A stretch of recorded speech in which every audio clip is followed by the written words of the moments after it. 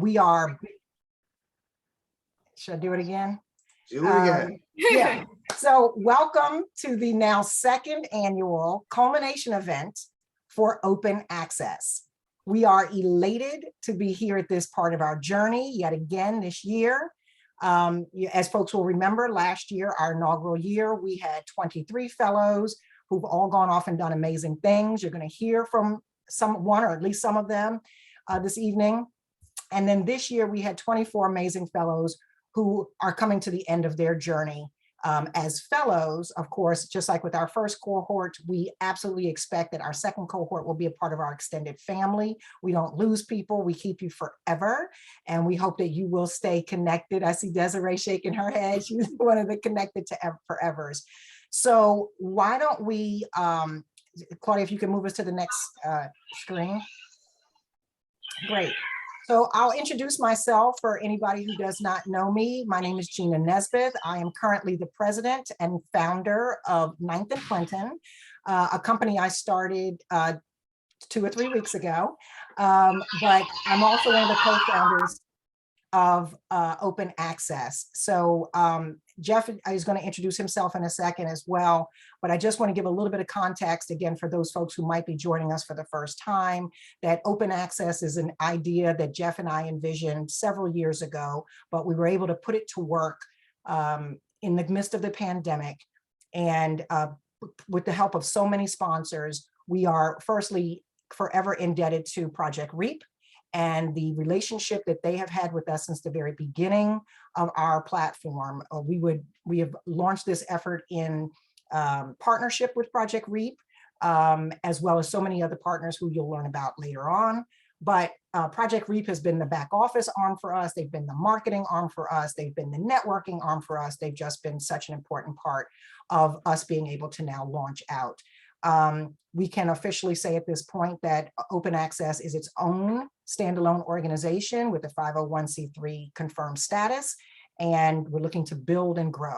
So with that, Jeff, if you could introduce yourself.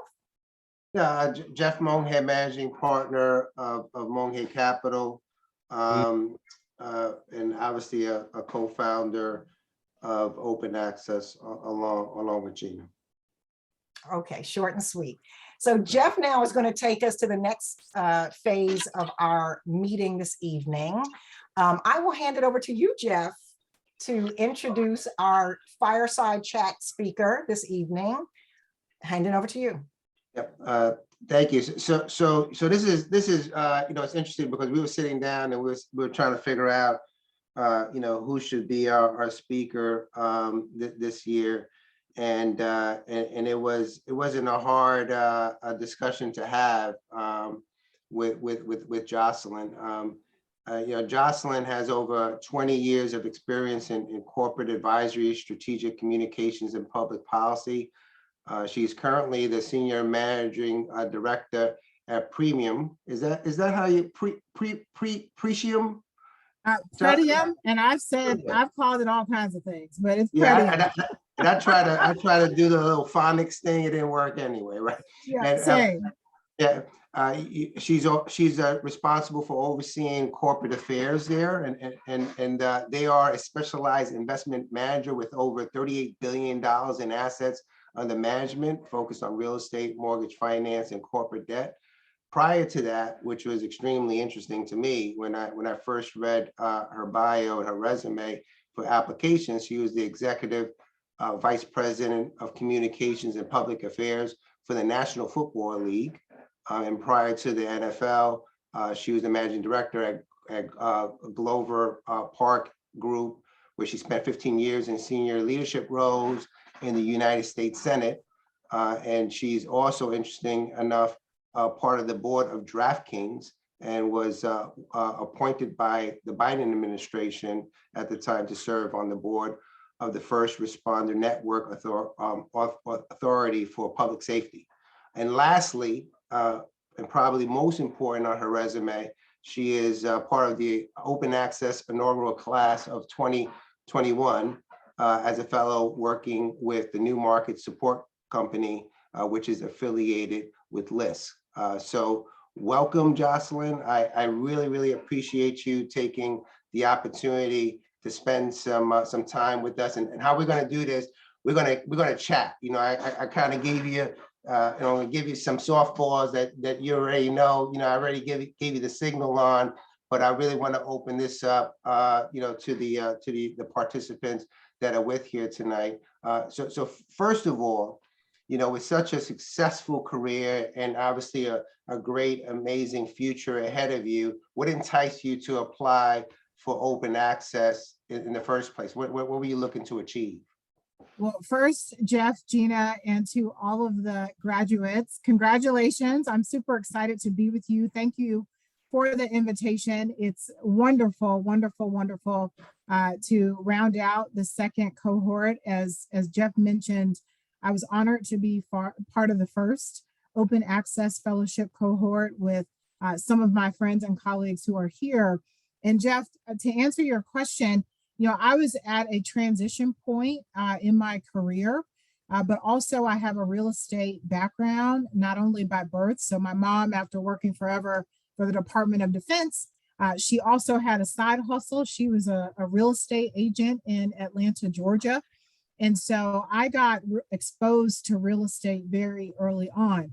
And I've been on the residential side. I'm a very small L, lowercase l landlord, and really wanted to get into commercial real estate. And so, like Desiree, who I see is on the chat, we participated in the Project REAP program back in 2017 in New York. And because of the close relationship of Project REAP to open access, as Gina talked about, I became aware of this opportunity. And so when I learned that, you know, I could be more involved, learn more about corporate real estate, and really the finance part of it.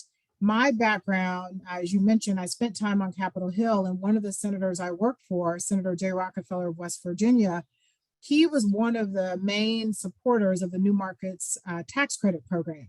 And so I knew enough about the program to say what it is, but that was about it. And so when the opportunity presented itself to apply for the fellowship, to really get that experience working at the New Market Support Company, I just thought it was an amazing gift, and I had a wonderful time. I actually, I saw everybody's resume for the most part, I can't imagine when they saw your background, and they ended up obviously offering you the opportunity. So what did you actually do there? What were the activities there at the office? So my job was quite expansive. So I went in thinking that I was going to focus on the New Markets Support Program, the tax credit program, and they were building a number of funds and working on a number of projects with community partners. So I thought I would spend the majority of my time doing that. But as you alluded to, because of my background, I had been an executive. I had spent so much time working in public policy. I became senior advisor to the CEO. And so my job included helping them to stand up, their new marketing program, going through an additional brand audit, working on their DEI initiatives, hiring some of the new individuals who they were looking to bring onto the team, working on marketing and communications as a senior advisor. So it really became a corporate advisory type role based on my experience. And what was really interesting, and I do want to underscore this point, it is absolutely critical that programs like this exist, because part of the challenge when you get to a certain level, like the opportunity shrinks. It's a funnel like this, right? And you are forced to stay within that particular industry. Or if you want to do something different, you have to start at the beginning. The beauty of this program was I could take transferable skills that I had built over a 20-year career, learn the finance industry and more about the New Markets tax credit program through open access, but move at an executive level as opposed to having to start from the beginning, which is, there are not a lot of opportunities that allow someone to do that. At least, it's harder for people who look like us to be able to do that. And it's such an interesting point that you make, and it was something that I was talking to Tequila, who's actually the fellow that worked with us this year, is that how do you tell an industry, right, that smart people could get it, right? We look for folks that, interviewing people, looking for buzzwords, what a quickie is and things of that nature, versus identifying people that have transferable skills. And how do you take the opportunity to train them, maybe to bridge that gap of knowledge on this freakonomic industry that we have in community development finance. But smart people should be able to get it, and that's how you really open up that access to people of color in the industry. So today, what are you doing today, and how has the experience that you've had through open access actually helped you in your new job? So I presently serve as the Senior Managing Director of Corporate Affairs at Pretium. I think we've rounded 40 billion in assets under management. And so we have a residential ecosystem. So not only do we have a single family rental portfolio, we originate mortgages, we also purchase distressed mortgages, and then we have a structured finance and a legal finance component. So I manage communications, public policy and government affairs, and corporate social responsibility. But what is required for this job, Jeff, is that I know something about finance. And how do I know something about finance? Because I participated in the open access program, and the beauty of that connection point. So I know finance from like taxes, trade. So I worked on the Senate Finance Committee. That's a very different. Oh, there's a little one. Hi, I don't know whose little one that is, but hello. So I knew finance from, public policy, all the different, Senate Finance Committee, Treasury type things. Knowing community development finance, stepping into this space. So yes, I'm doing corporate affairs, but what is corporate affairs and what am I communicating about? I'm communicating about the single family rental business, how we are financing our investments, how we are driving corporate social responsibility, inclusive of ESG. And the reason that I got this job, I'm certain, and I know you and Gina and I were talking about this at the beginning, it is because I participated in the Open Access Fellowship. There's no way I could have gone from the executive vice president of communications at the National Football League straight into a job where I have to communicate day in and day out about finance. Right. So you talked about ESG, out there's corporate social responsibility and all these different initiatives that have come out, after George Floyd's murder and the Black Lives Movement, and a lot of programs that were out there for a while, right? We just didn't really know that they existed or were really being implemented at any level, right? So how do all these corporate America initiatives, requirements in some cases, right? How do we connect corporate America initiatives to community, grassroots, sustainable activities that are measurable, right, for social impact? How do we create that chatter that we hear up top, and really hit the grassroots and make some measurable change? I think in every room that we are in, we have to focus on the S, right? There is so much focus on the E, the environmental component and the sustainability component from an environmental lens. And from a real estate perspective, there's a lot we can say about how we are protecting the environment, how we are reducing carbon emissions, how we are recycling, how we are participating in smart home technology. That's all well and good.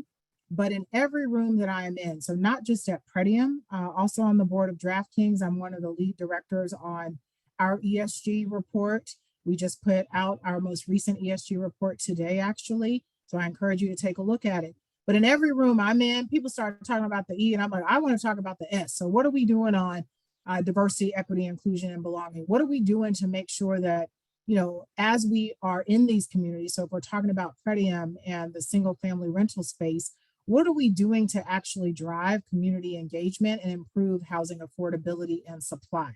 That's definitely about the S. Vendor diversity, I spend a lot of time talking about that. And so I think that those linkages are being made, but this is why it is so important that people who look like us are in the room, because folks who do not come from, I'll just speak for myself, my background, are normally very focused and very excited on just the E, and maybe they're focused on the G, the governance piece, just depending on the organization. But we need folks, not just because of George Floyd, but because it is the right thing to do in every single aspect. And the S, doing what is right, driving social change, that drives innovation and revenue. Diversity drives innovation and revenue. And so that is, I talk about that frequently. We were on a call earlier this week, and we were on with a particular fund that is raising capital around ESG. And I was so heartened to hear, because I participate, as I said, in a number of conversations, and we're on and on about sustainability. And again, yes, that is important. I want to talk about people who are here today, where we can address the barriers to opportunity and increase economic opportunity and income mobility. So I think we just have to have those conversations in every room. And in this conversation, the fund LPs were very focused on the S and said it at the outset. And I was like, oh, this is fantastic. These are the folks we want to be talking to. So do you think that this is a movement or a moment? You know, I think enough of us have been clear. Look, there are some companies, I don't know what our partnership, I just say what I think. So you could tell me if I'm saying something terrible. There's a particular bank, I won't name it, a particular bank whose CEO maybe had a hot mic moment when he thought he was just speaking to his employees and said some things about how he couldn't find diverse populations to employ. This is a couple of years ago. Said company continues to have challenges with diversity, equity, and inclusion, with social impact, you know, and they keep doing these things around the edges to try and act like they're doing something. I think for companies like those, where the response to George Floyd's murder was more about a, you know, performative PR stunt and less about meaningful engagement and meaningful change, then I think for those companies, it's a moment, and they have told us it's a moment, right? Because if you go back and you look at all their statements they made shortly after the murder of George Floyd, and you compare the last 2 years of their actions, you will see very clearly whether their actions measure up. And so I think for the folks who are committed to meaningful change, who've had a dialogue within their organizations, who continue to have dialogues within their organizations, who are doing things that, and look, this isn't rocket science. I mean, there are things that companies should have been doing a long time ago, that the companies who are taking those action steps now, I believe, are part of this movement. And I think they outnumber the folks who just are doing the performative PR. And as a shout out to DraftKings, I have to say, when I joined the board of DraftKings, it was shortly after the murder of George Floyd, but the conversation started around the same time. DraftKings, this is what I mean by decisive action and really driving meaningful change. Not only was I appointed to the board, but Valerie Mosley, another African-American woman, was appointed, and Michael Jordan was added as a senior advisor. And we participate at a very high level. I was just added to the Mergers and Acquisitions Committee at our last meeting last week. So all of these things, those are meaningful changes that drive sustainable change. And so for those companies and the individuals who lead them, I do believe this is a movement because it's the right thing to do.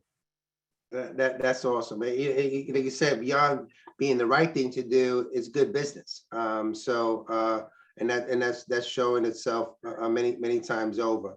I have one more question, then I'm gonna open it up. And this is like, look, you know, growing up, many of our young folks, not even our young folks, right? Just adults in general, you know, our heroes end up being the sports figures and those entertainers, and that's who we we could relate to. And obviously, you had an opportunity to work at the NFL, and I'm sure that that crossed many paths on both the entertainment and the sports side. So we have all these, people of color making a boatload of money, very young in some cases, and you read the news. Folks are trying to make, try to do good in different ways, and probably a lot of stuff that we don't see in the news one way or the other. So how do we capture that wealth and that influence to make, again, sustainable change, connections to the communities that really need them, more than they potentially may know? What do you think the barriers are, or what are the bridges that to be able to potentially bring that population to our communities? Sure. So I would just say, let me start by saying there are a number of athletes who are already there and have been there, right? Professional athletes, not just from the National Football League, but across sports, who consistently give back to not just community from a generic sense, but the communities where they're from, they grew up and have family connections. And so part of, my time at the NFL was during the athlete expressions of activism. So, Colin kneeling in support of social justice, and then the players really forming a coalition to work on social justice initiatives. And part of, what's going on now is I think athletes are really realizing their power and owning that power and stepping into it in a way that we have not traditionally seen. And I think it's wonderful. And so there are, athletes across the board, many of whom I talk to on a regular basis, who are doing just what you said. But what I often caution people to remember and think about is, I know that when we see athletes and celebrities, we're like, oh my goodness, they have all this wealth and they can be doing more in the community. Many athletes are supporting not only their nuclear family, but their extended families. They are doing things in the community, but they are not seeking recognition. They work behind the scenes to make things happen. I'll give an example. So one a current NFL player who I've done a lot of work with, I was saying to Isuzu, and the reason I'm going to say Isuzu is because it's a Black founder-led company, has $1 billion valuation. Pretium just partnered with Progress, our subsidiary, just partnered with Isuzu to do positive rent reporting for all of our residents to the 3 credit bureaus. So I was saying to the co-founders of Isuzu, I was like, do you know this player? Y'all should really connect with this player. He'd be awesome. And they're like, oh my goodness, we know him. He's been a supporter since day one of everything that we've been doing. He's been working with us, and we're just so happy that he's on board. And it's so funny, small world, that you made that connection. So I think athletes are already there, but we just have to, I think, make sure that they're aware of all the opportunities for engagement, but also give them space to do whatever it is that they are passionate about, and as well as whatever it is that they are already doing from a community engagement lens. And it is an awful lot. As I said, many do not do anything in the public sphere. So we may never know, unless we know the athlete individually, we may never know all the good that they are doing. So finally, I'll just shift in terms of real estate and also the venture capital space and the investing space. Athletes are increasingly, we can talk about Kevin Durant, obviously LeBron James, a number of NFL athletes. Will Allen is someone who comes to mind, but also Kelvin Beachum, but the list goes on and on. Malcolm Jenkins, they are raising their own funds, organizations to really engage from a raising capital standpoint, but also seeking opportunities to invest in diverse founders. So Jeff, I'll just say succinctly, Serena Williams, actually, she's an investor in Isuzu, by the way. I'll just say succinctly, I think athletes are there, and we just, we'll continue connecting the dots as you guys have been doing. But I think they're figuring it out too. I really do. And they are doing it in a way where they are building equity and long-term wealth and organizations that they can pass on to their children, which I think is quite fantastic. Yeah, and you know, and Serena Williams, I was a part of an RFP in affordable housing deal a couple of years back, and there she is. She walks into the room, and she was part of the group. You know, and maybe that is boy, that's a project, right? Let folks know about the real estate, the investment side of things versus just, you know, the little donation here and there, because I think you know, you're seeing that growth over the last number of years, of course. So what I want to do is I want to try to open it up to the fellows first and foremost, and then obviously, you know, we have some guests. You guys are open to ask questions as well. And Claudia, I may ask your assistance if I can't figure it out, but you guys could, you know, open up your mic if you guys want to ask a question. Go at it.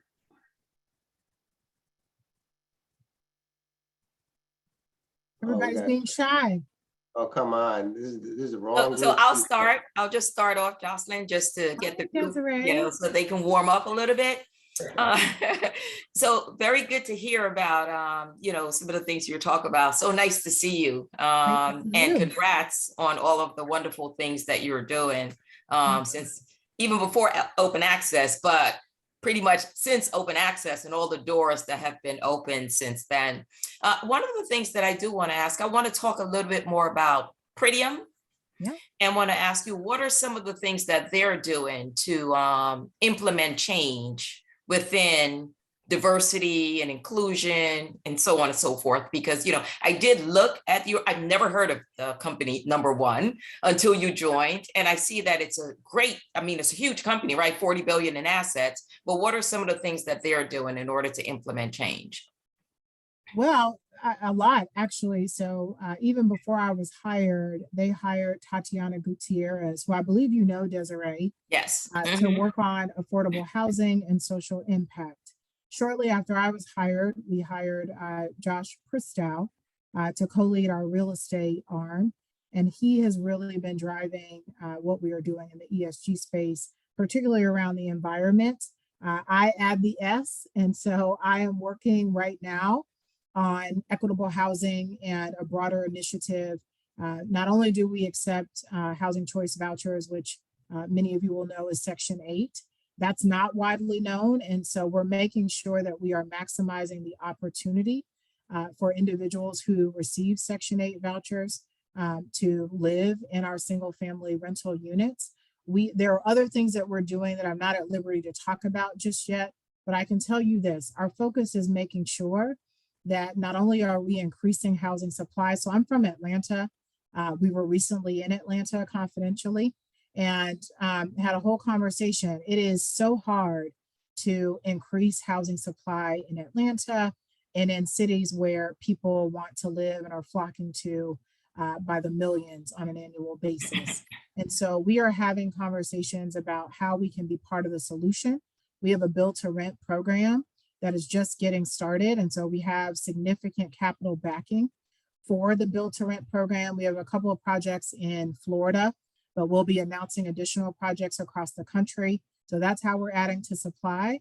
And as we look at housing affordability, you know, there are so many factors that impact affordability for individuals and families. So we're taking a comprehensive look at not just rent and what we can do about rent, but are there other aspects of the pressures that individuals and families face that we can help to alleviate in order to increase not only affordability, but economic mobility. And so part of that is Isusu. The Isusu partnership, the reason the credit reporting is so important, 45 million people don't have any credit score, they're credit invisible. And so they are completely left out of qualifying for any number of financial products. And so we report automatically at no cost to any of our residents to those 3 credit bureaus so that they can start to build a credit score, a positive credit score. And if they want to, you know, use that toward buying a home or buying something else, that is what we want to promote. And there are other aspects of that Isusu partnership which will come online later this year. Again, I can't say a whole lot about it, but that will help us do even more to increase housing affordability. So my short answer, Desiree, is we are doing a lot, but we are at the beginning. Press-wise, we tend to get, there's a lot of focus on the single family rental industry. There's a lot of focus on institutional investors. But here's what I will tell you, and this is the other way we address affordability. Historically, and I think everybody here is aware, laws have been so discriminatory for Black and brown populations. We can talk about redlining. We can talk about communities in my home state of Georgia where you couldn't even like drive into those communities, right? You certainly couldn't think about living there. We think about NIMBYism. So part of what we're trying to do from a single family rental perspective, which is why it's important that private capital at this level is involved, we can scale. We can drive change just simply by being there. And we're absolutely supportive of mom and pop landlords, but the difference from an institutional investor versus mom and pops, when we say we're going to do something, it applies across our organization, and we can really create equity. We can eliminate, as far as it is possible for us to do, some of the discriminatory policies that have existed for decades and keep individuals and families out of certain communities. So I'll stop there. I think we're doing a lot and we're at the beginning, so more to come from Pretium. Thanks. Got an open mic. Yeah. Hello. Hi. Hey, Willie. How are you? Hi. I'm good. How are you, Jeff? Good. I'm curious about one of the statements you shared with us about diversity, equity, inclusion, and you mentioned the word belonging. And I'm just curious as to how that synthesizes with this whole concept of diversity, equity, and inclusion. Because when I think of belonging, I'm thinking of this is where I'm supposed to be. But my question, I guess, is around how is that being used in the corporate space? Sure. So at DraftKings, we actually talk about inclusion, equity, and belonging. And what we mean by that from a belonging standpoint is everyone has a place here and we value everyone. And so in we can talk about in hiring, we can talk about in board placement. DraftKings still has one of the most diverse boards of corporate entities of its size, and certainly in the gaming space, I would say, is the most diverse board. So we want to make sure that we're not only saying and able to, and I talk about this a lot, if you've ever heard me say anything publicly, this is not a check the box exercise. We're not just adding people to just sit on a board and just, be in pictures and all that stuff. We are making sure that diverse individuals are part and parcel of the company in every way possible. And so whether we're talking about creating affinity groups so that folks can make sure that they, have other colleagues who look like them, who they can talk to, whether it's mentorship and making sure that there is a clear pathway to mentorship as well as sponsorship.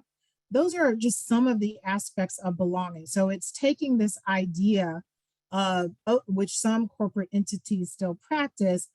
We're going to increase our diversity, but we're going to do nothing to actually make sure that the person that we've added is truly included in the fabric of the organization, is truly a decision maker, is truly, whatever their position is valued in that position for the expertise that they bring, and that we're also actively working to prevent some of the things that happen in the corporate workspace, whether it's microaggressions or any of the things that really undermine inclusion, equity, and especially belonging. So hopefully that answers your question, but happy to say more about that.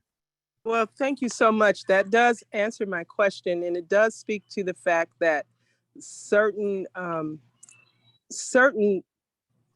entities are really trying to make more than a checkbox. And I know there are many that are trying to get there, but this whole idea of belonging really appeals to me because it means that you are validated, that what your life is, what your lived experience is, it's all validated and it's valued here, and that we want to include that as part of our culture. So that's really, really powerful to me. Thank you so much.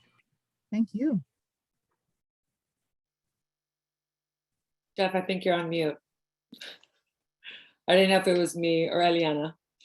Eliana, Bianca, go ahead. You got it. Okay, thank you, sweetheart. Thank you, Ms. Jocelyn, for your time. Certainly wonderful to hear about your experience and certainly a very diverse trajectory into housing. Wanted to discuss the for-profit developer industry and the communication strategies and points. If you are sitting with a major developer of similar size and they're stating, why should we get an affordable? Why should we use tax credits outside of ESG? I'm currently a Master's of Urban Planning student at Georgetown, and a lot of the feedback is really LIHTC helps, new markets help, but it's really the city that is able to say yes or no to a project and even allow us to enter into the space. So maybe what's the messaging or mechanisms that you utilize to convey affordable housing is important, not because of just the altruism, but certainly because it's needed and necessary for your project to move forward.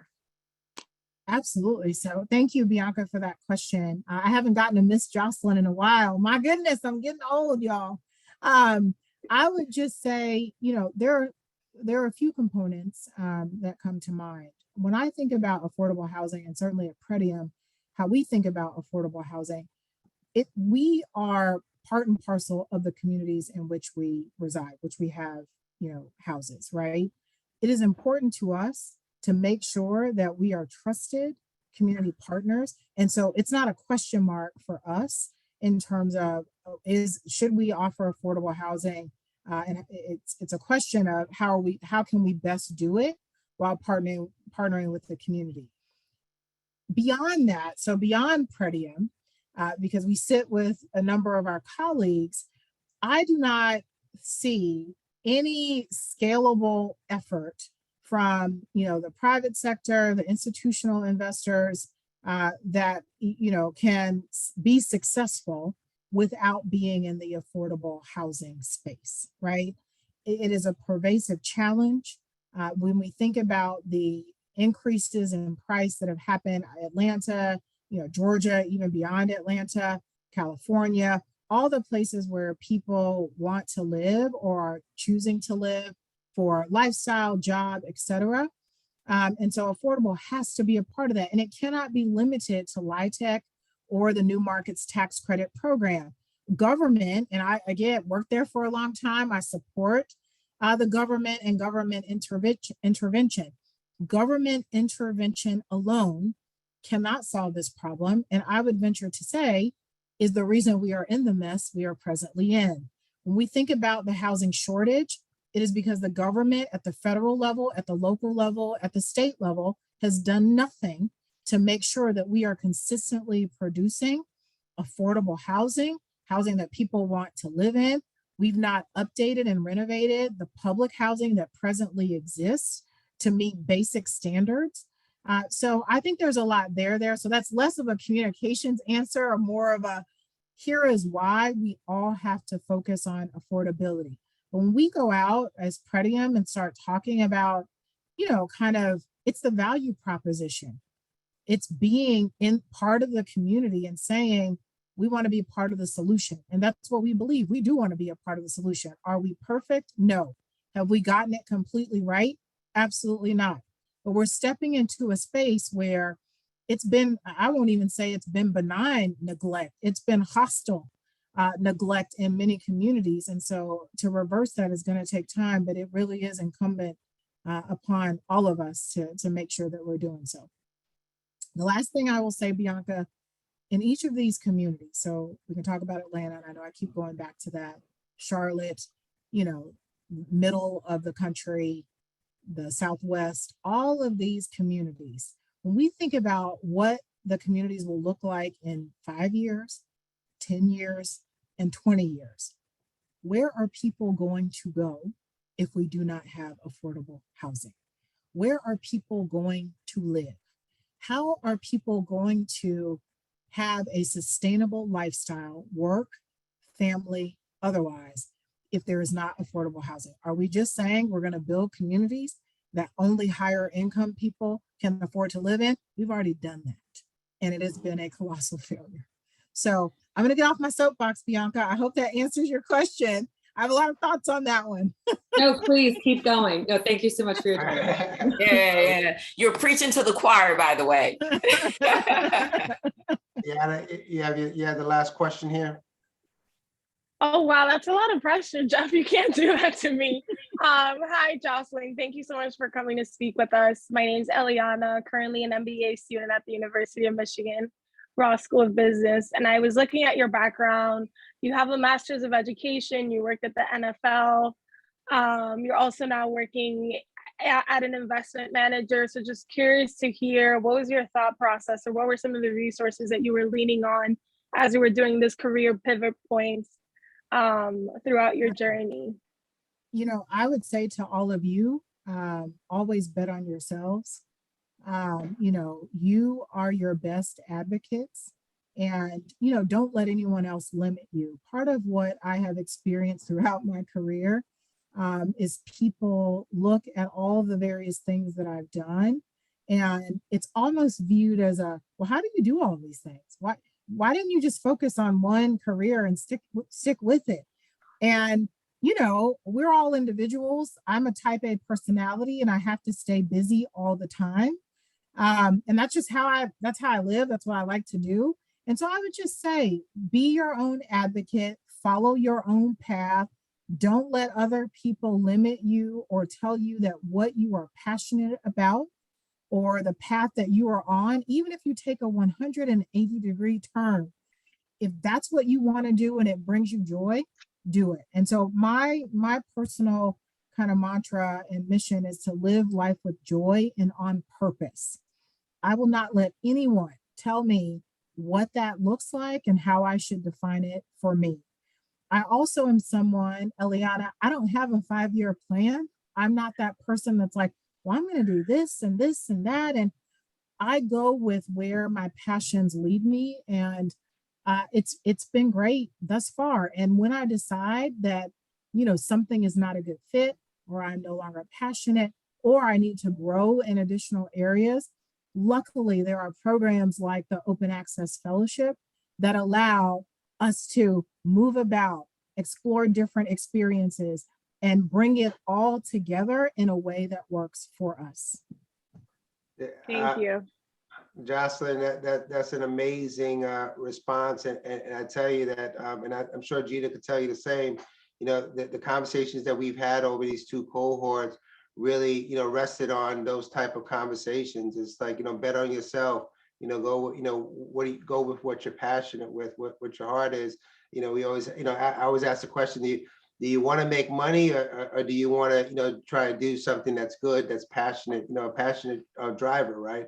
And that's always a tough thing to answer, especially when you feel like you have to make money because of, you know, personal reasons. So, you know, thank you for the time that you provided us and blessing us with this conversation, and all the luck to you. Thank you very Jeff, much. I just want to say one more thing. You don't have to choose. You can make money and do things you're passionate about. So do good and do well. That's right. Do good and do well. Right. Absolutely. That's right. Congratulations to all of you. If there's anything I can do to help, or if you just want to talk, meet for coffee, I'm always here. So honored to be a part of the Open Access family, and congratulations. Thank you for having me. Thank you very much. Thanks, Jocelyn. Nice seeing you. It's great. Gina, turn it over to you. That was great. Yes, turning back over to Gina. All right. Thank you so much, Jocelyn. Oh boy, we're gonna start there. So who got that picture? Ty? Folks all know that we all participated in a networking challenge, and the goal here was really, you know, it's one of the 3 legs to our stool of our program. We've got the fellowship placements, we've got the education and training, and then the networking is a huge component. And so I want to thank everybody for really leaning into this challenge and taking it on. We had lots and lots of calls, lots and lots of meetings, even through Zoom. We made it happen. I don't think that Valentine was able to join us this evening, but he actually is the winner of the challenge. So he will be receiving an award for his effort. But thank you to everybody who participated. And, this is really a part of making sure that you take full advantage of the program, that we get to know, Jeff and I talk about all the time, we're meeting fellows that we need to know. They don't need to know us. We need to know them. Business opportunities we just don't know what each one of us can bring to the table without meeting. So that's it. Yeah. And Gina, we can't say, so I did get confirmation. So he'll have the opportunity to have an opportunity to meet and talk with David Bramble from MCB Real Estate out of Baltimore. Dave has blown up over the last several years after being kind of under the radar, as I always say. Probably has over $2 billion in assets, African-American developer, living and working in the community that he grew up in. So that's who he'll have the opportunity to break bread with. That's great. That's great. Thanks, Jeff, for adding that. All right, so Claudia, on to the next slide. All right, so officially here are our fellows and their placements. And we are, again, very, very proud of everyone. I will do a couple of housekeeping notes at this point. I want to make sure that people understand you are on our list, you are in our family, but we absolutely need to make sure that all of the expectations have been fulfilled between the fellow and the fellow's placement. So you have been contacted either this evening by Claudia or you will be by tomorrow, both the fellowship provider as well as the fellows, to please make sure to confirm with her that all of the expectations have been met with the fellowship. So congratulations again to all of you. And why don't we now move over to I think this is the thank you slide, is it, Claudia, next for our sponsors?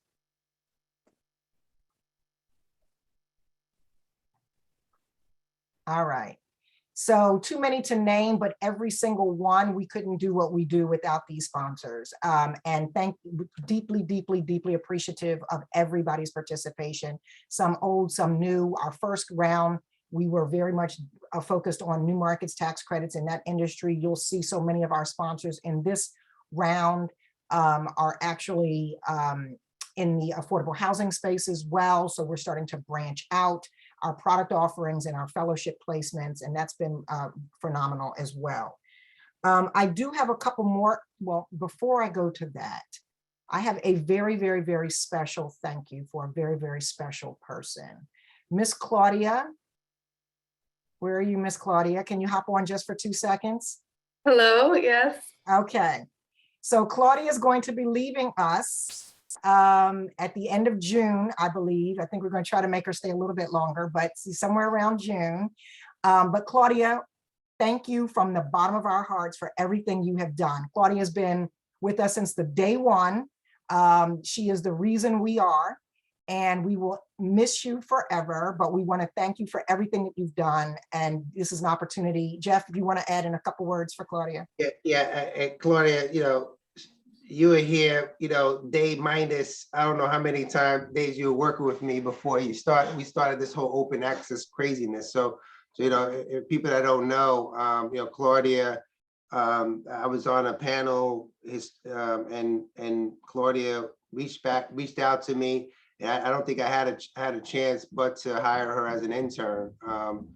She was amazing energy, and brought her on to Monheim Capital. And then Gina and I are talking about open access and trying to do something dynamic. And I said, wow, I have this dynamic person, and that's how it all started. And Claudia, you've been amazing. I'm very, very proud of everything that you've done, and thankful to let you go to do even better things. Again, thank you for helping create a legacy at such a young age. Great. So we have just a few more housekeeping notes, and then what we're going to do is two things. We want to provide a platform, an open space for any of our fellows who have been placed, who have gotten phenomenal offers that they'd like to talk about, who have made some decisions that they want to talk about. We hope that people will not be shy. Think of it less of bragging and more of announcing your calling card, as well as sharing with the other fellows what opportunities can exist. And then, yes, we're also going to take a Zoom picture. Do you want to do that now, Claudia?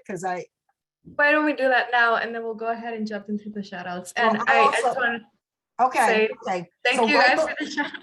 Right before we do the picture, I just want to I mentioned a couple more housekeeping things. For any board members who are on the call, we are anticipating having both an advisory board meeting as well as a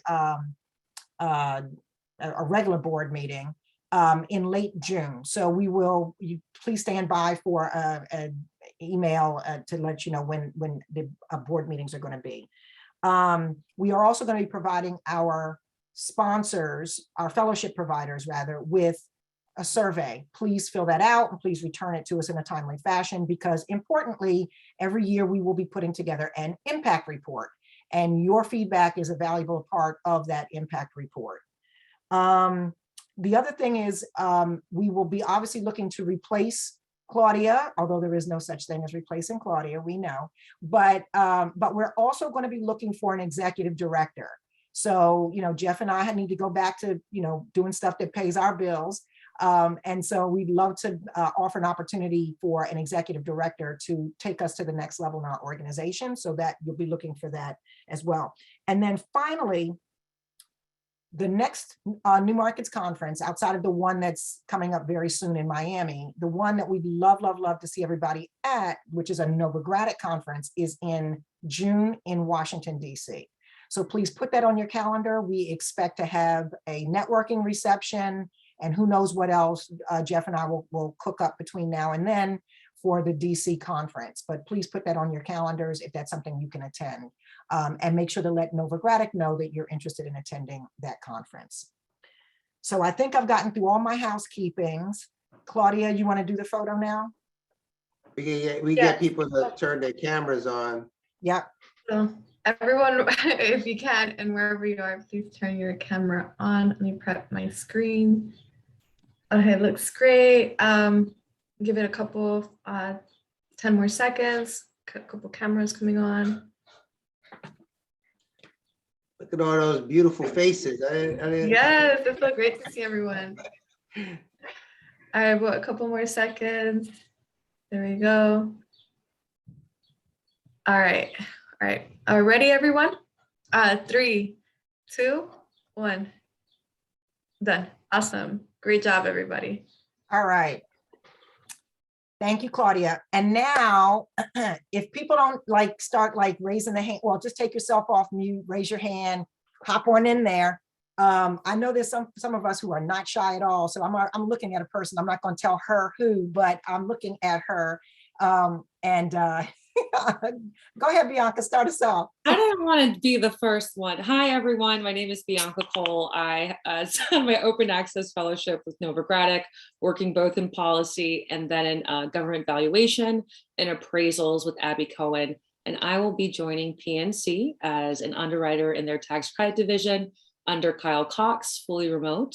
And if you have any questions about the interview process with private banks, feel free to let me know, but very grateful for the support and leadership of Gina and Jeff and all those late night phone calls, Jeff, from class trying to figure out offers. So I'm grateful and thank you again for the opportunity.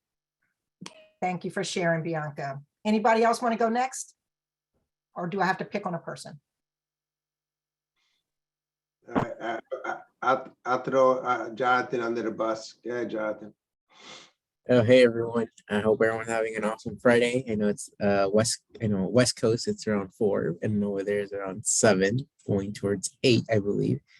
But after a couple of weeks here at Genesis LA, I'm very fortunate enough to accepted an offer as an associate.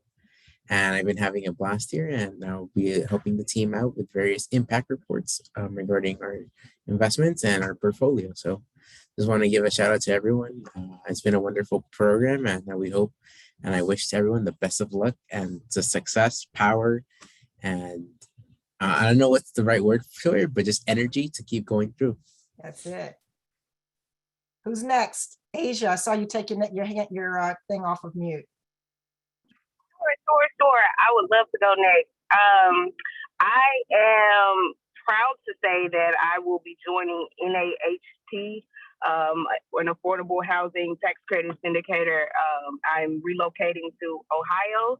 I want to take this opportunity only to thank you guys for all of the support, all of the networking support. I'm kind of terrified, honestly, about just kind of uprooting in about 60 days, but I'm excited about it. And so, again, I want to definitely, state that this opportunity definitely wouldn't have been available to me without this opportunity. So, I mean, I've met a lot of great people, had a lot of great conversations, and I'm very proud to have been a part of it. And just want to thank you guys again. Fantastic. Bet on yourself. Go ahead. Yep. And we're here to support you, so you don't lose us. Thank you. I will definitely be taking advantage of that. Anybody else want to share? All right. Oh, go ahead, Mr. Stallings. Honestly, I thought we were all going to be forced to go. So, and then. Yes, you are forced to go. My name was like last on the list. So I was like, okay, I'll just wait my turn. Sorry, I want to go through the list. I was placed at the reinvestment fund. They have like a pretty extensive lending list. I came into this thinking I was just going to do new markets, and I ended up like getting quite an experience in everything that they do. And so it was exciting for me. I'm an attorney by trade, so this is about me trying to learn the language of business and understand what my transferable skills are. So the program has definitely been worthwhile. It has definitely helped me advance in that regard. I am sad to report I don't have an offer anywhere, but I don't know if I'm going to make a change now from law to business. I really have to give that some thought on what's next, and that's on a professional level. On the outside, I'm involved in a affordable project in Newark, New Jersey, that we're this close to getting our kind of pre-development funding for 77 units of affordable housing there. So, I'm looking for just kind of consultant roles, outside projects that I can be involved in. And in particular, as time goes by, I'm certainly looking for opportunities for a mission-driven CDFI that does A to Z lending to perhaps do some board work, or I shouldn't say perhaps, that's what I'd like to do. Mm-hmm. So if anybody knows anything in that respect, I'd be welcome to talk to you too. No, I love it. Yeah, let's use the time to talk about that as well. If there are things that people haven't asked for, or things that people would like to highlight that they're working on, absolutely, let's use this time to share that as well. That was good use of the time, Ken. Thank you. And I'd say I saw that package come through, that deal in Newark, and there goes Ken's face, on the package. Oh, so you didn't tell me you were part of this deal. So that was pretty cool. I didn't mention that. No, you did. Okay. Which guy said it to you? Jeff knows, there's 5 guys involved, and Jeff I know 4 of them ping Jeff all the time. Yeah, so he knows Newark. Yeah. Well, we you know what it is? We were all, except for one guy, we were all part of most of us were part of Project REAP. I think Project REAP. Yeah. So it's a heavily and to the partners, they're on the board of REAP now. So some of you who are in REAP, you will see them.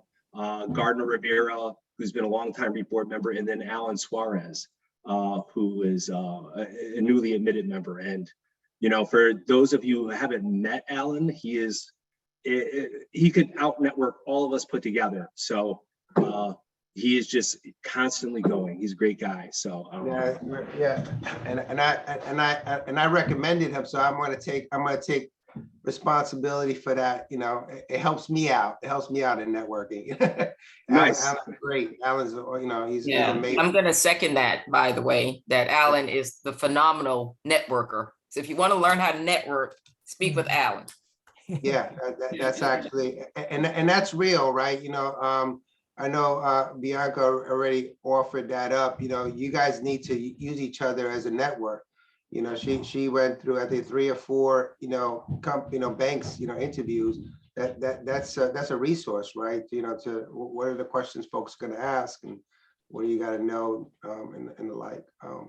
Anybody else? Hey, Roz. Yes, I don't know if you can hear me. I had my hand up, and I was writing Ken's name down because Bianca and I, we were talking just before the call, and she just messaged me. I said, yeah, I wrote his name down. It's so funny that he's doing that project, and I have private investors. We broke ground on 23 units in Newark as well, and we were trying to figure out, funding, and I was like, I got to network more with people here. But that just leads to what I wanted to say. Gina and Jeff, you guys have just been fantastic. Just coming into this industry as somebody that's kind of been on the outskirts, and just learning so much, and just being introduced to so many different people. And just for me, I got an offer to extend the fellowship at NJCC, which I didn't take. There are other things I'm looking to do, but really just to get more of an understanding of learning and to see, where I can make the biggest impact, in the industry. So I'm really appreciative to the program. And it's just great just being able to connect with folks. I know Ty and I, we've had some late night calls and getting some advice and guidance of what he's doing, out there in Cleveland. And, Bianca, she's been great. And so it's just really great that you guys have this type of program that, like Jocelyn was saying, people that have had no career for 20 years can do something without having to start all the way from the bottom and, do a career change. So I'm really appreciative to you guys for that. And thank you.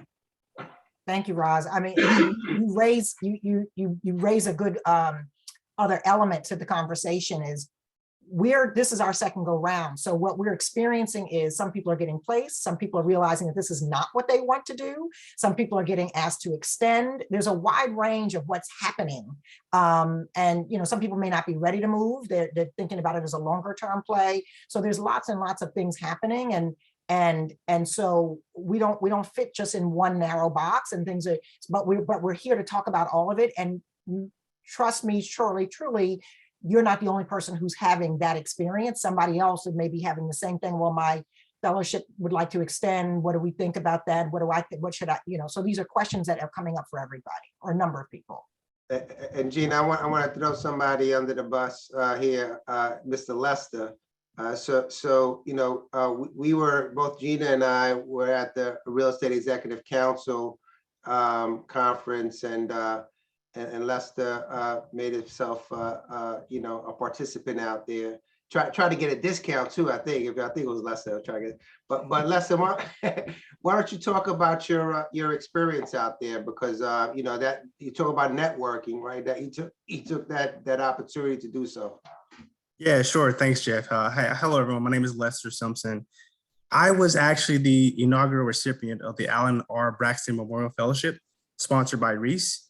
So when I was accepted to the Wharton School in 2016, Reese provided that fellowship. And so for me, it was really an opportunity to say thank you and to go and meet some of the members and to kind of like give an example, like this is what you're funding, this is what your dollars have provided.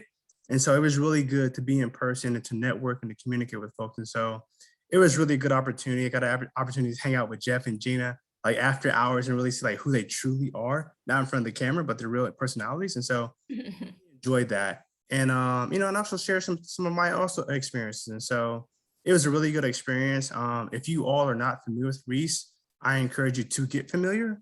I encourage you to join the organization and be a participant. And really I just want to take some time and say thank you to both to Jeff and Gina for creating this platform. It's been incredibly helpful for me. I had a great experience with Rise Community Capital. I decided not to accept the offer, but I learned a lot about the industry, and just want to say thank you. So I appreciate you creating the platform.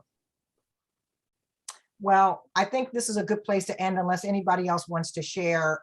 And Lester, to respond to you and to everybody here, we want to thank you because, and we talked about this before, this was just an idea that Jeff and I had.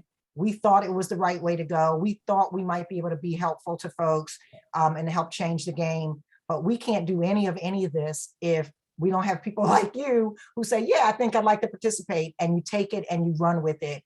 The fellows this time around have been very active, have been just engaged, networking with each other, trying to make sure they get the juice the most out of this program.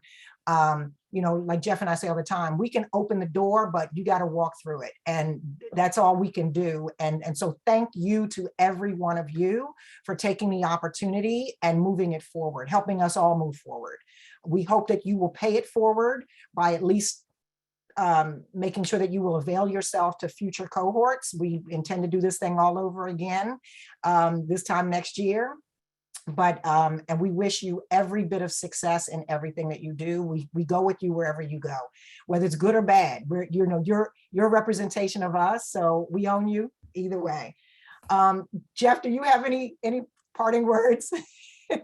I love that. It's like, you know, no, the only thing that, you know, that I would like to say is like, stay on Slack, please.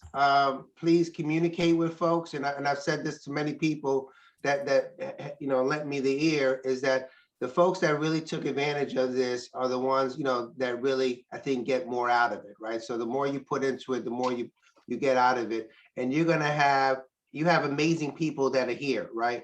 And they're going to continue to do amazing things. And what a network to have. I wish I had such a network trying to get into the industry initially. So please take advantage of that going forward. Great. And so remember, you will be getting a survey. There's some knits and ties